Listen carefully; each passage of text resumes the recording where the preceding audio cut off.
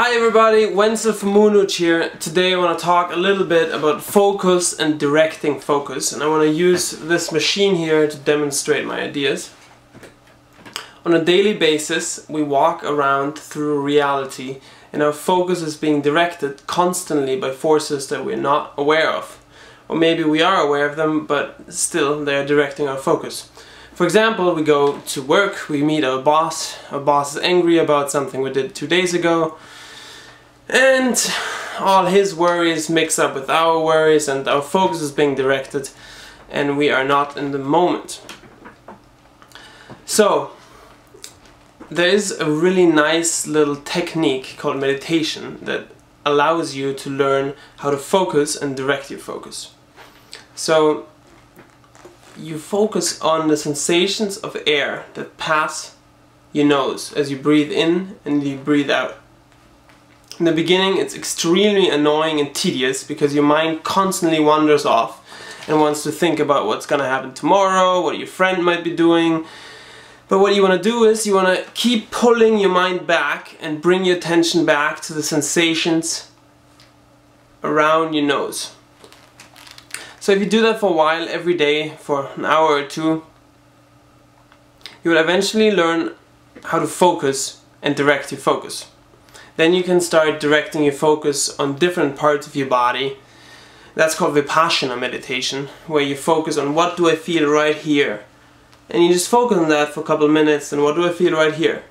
And you just observe the sensations as they arise and pass away, since everything is arising and passing away. This allows you to detach yourself from pain, because at some parts of your body you will start feeling pain. Sometimes ancient pains surfaces, old trauma you might have fallen a couple of years ago, and by meditating and focusing on that spot, that pain that your body remembers will surface again.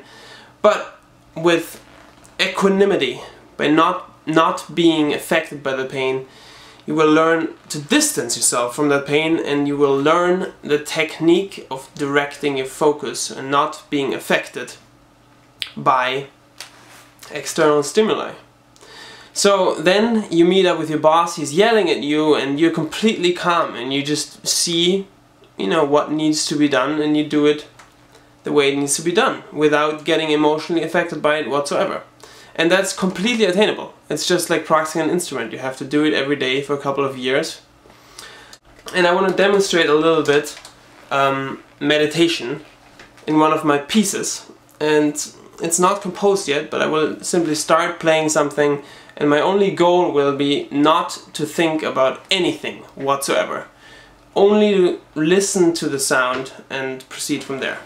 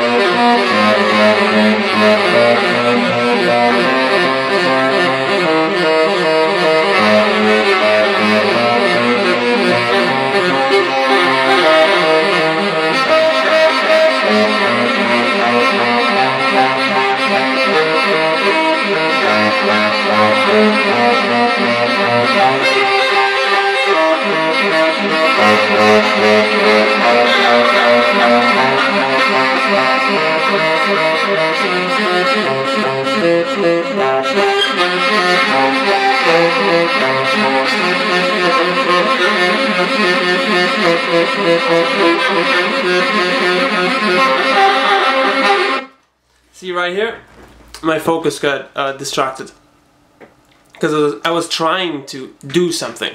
I was trying to go into this song.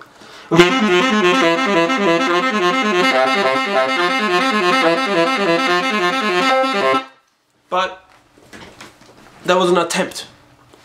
And attempting something while you're creating is creating an interruption in flow. Because in flow, your focus is 100% absorbed in what is happening. While attempting, you're imposing a specific future onto the present. So I was imposing the future of this song onto the presence of what was going on, which was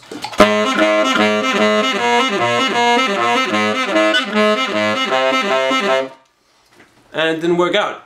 For the technical reasons are obvious, because this is a different tempo.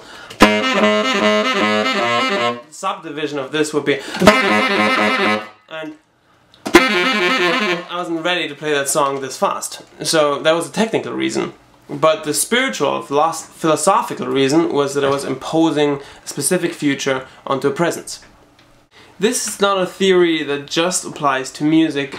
I once heard a story about an Italian NGO that went to a country in Africa to help people farm. And the people there in Africa were not at all interested in participating.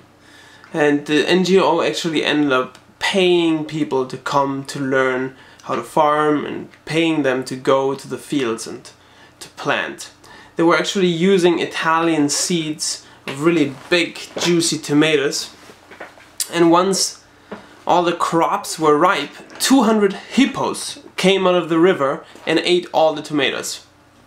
And the NGO was like, oh, damn it. And the African people were just like, well, that's why we didn't want to farm here.